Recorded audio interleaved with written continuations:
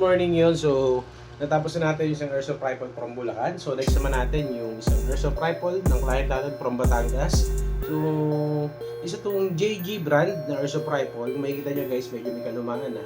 So, kung gusto nyo yung dito is upgrade natin ng 500 FPS or mas mataas pa.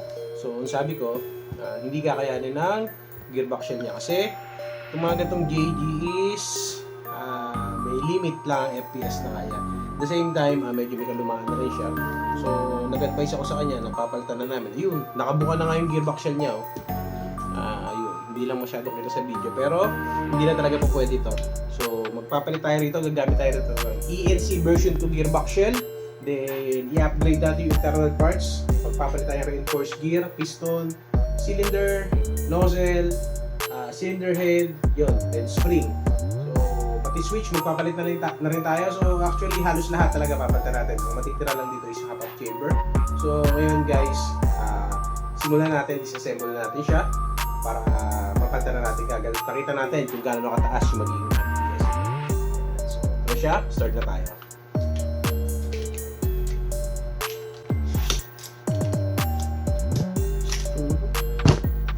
Grabe yung wiring. Palitin na rin talaga ito.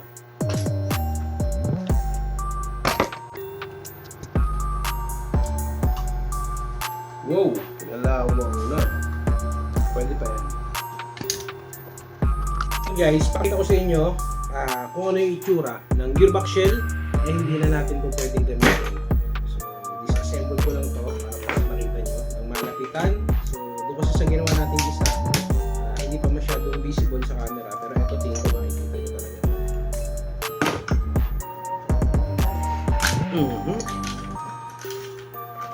Ito na, disassemble na natin. So guys, tignan nyo mabuti. Yan o, deform na siya. Kung makikita nyo, focus kayo sa straight line na to. Makikita nyo, medyo papalig siya dito sa kaliwa. Yan. So yun yung sign ng gearbox shell na pag pinaputok natin is mababasag na. So napakarupok na nito. So dahilan nito is sa sobrang katagalan na hindi nagagamit. Yan, makikita nyo sa side o. Sige mabuti. Yun, nakabuka na. Part na tayo. Sumasabit na yung screw. Yan yung sinasabi ko. Ito yung mga bubbles na sa paint niya. Parang nagbabubbles yung paint. So, hindi lang yan basta paint. Doon yan sa mismong bakal niyan. So, pakita ko sa inyo. Kasi natin para mas makita. Yun. So, ito is mataas ang chance. Hindi pala. 100% sure ako pag pinaputok natin ito, basag ito. So, yun. Unsafe. Kaya kailangan natin pata ng bago. Yun guys, meron tayong sinet up. ENC version 2 gearbox shell. So, reinforced. Pati gears, piston body, and 155 na spring. Ayan. Naka-nozzle na rin. Tsaka, baba. Cylinder head. Cylinder. Ayan, palit na rin tayo. Napakaganda na ito guys. Tignan natin mamaya ano magiging FPS. So pit na pit talaga siya.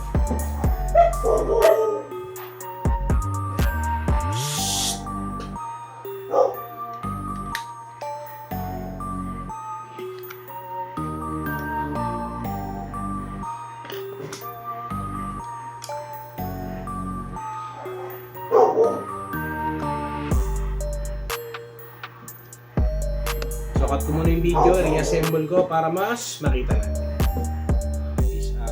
Video, reassemble na natin. So, fit na fit siya sa JG receiver. Although merong konting diferensya, nagawa naman natin ng paraan at naisalpak natin siya ng ayos. So, guys, kasi minsan, pag gumamit tayo ng ibang brand na gearbox shell sa ibang receiver, is meron talagang konting diferensya. So, kung hindi natin masisilip yung bagay na yun, hindi natin makukuha yung sagad na performance niya or yung sagad na FPS niya kasi magkakaroon ng misalignment lalo sa part na to sa nozzle at sa chamber. So test fire natin. Tingnan nyo guys kung gaano kalakas yung putok niyan. Tingnan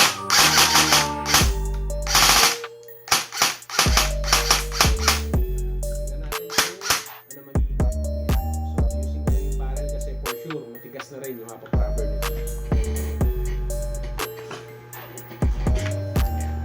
So ito siya guys. Tignan natin yung condition ng chamber niya. Grabe, ano mukhang gold. Uy!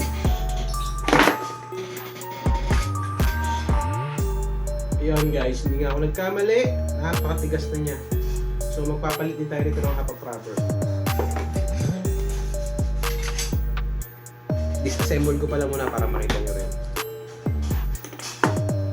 Baka sabihin nyo, tingin-tingin lang tayo eh. Yun. So, guys, tigas na.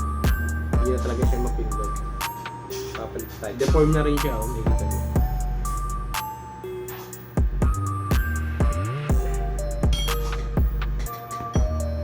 Guys, yun. So, good morning. Mag 2 AM na. Kakatapos lang natin gawin yung JG Airsoft Rifle from Batangas na ginagawa natin. So, ito na siya ngayon. Install na natin yung gearbox shell. Gumamit tayo ng version 2 ng ELC. So, nag-upgrade tayo ng internals, reinforced gears, lahat. Halos lahat, binago natin. Then ngayon, ito na yung FPS niya guys. Papakita ko sa inyo. Grabe. Firing. 527 FPS saka 530 FPS isa pa guys 530.3 pa rin, hindi nagbabago. So 532 FPS. Try natin adjust yung 531 FPS 2.62 yung joules nya. Grabe, lakas. So yun guys, update natin si owner sa magandang balita. Natapos na natin yung airsoft rifle niya. So ngayon guys, ang problema na lang natin is linis na lang yun. So lilinisan na lang natin siya. At yun ulit sa mga gusto mag-upgrade, wala kayong gagawin kundi mag-message lang sa page ng Cavite Airsoft Zone 2. Send nyo lang yung pictures at video ng mga airsoft unit na gusto yung paggawa at pag-usapan natin yan guys. So yun, i-assemble na lang natin to para makita nyo yung kabuuan ng airsoft rifle ni sir. Kahit na yung mga pinakalumang airsoft nyo na nakatago dyan, kung gusto nyo ipa-refresh, ipa-upgrade, yun, tignan natin kung magagawa natin. As long as may parts tayo mabibili, magagawa natin. Siyempre, yung pambili, importante. Ito na. All goods na.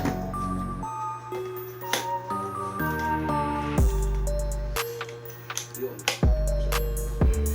Guys, ulit, JG M4A1. So, upgraded na siya. Gumamit tayo ng ELC version 2 gearbox shell. Yun, maraming salamat.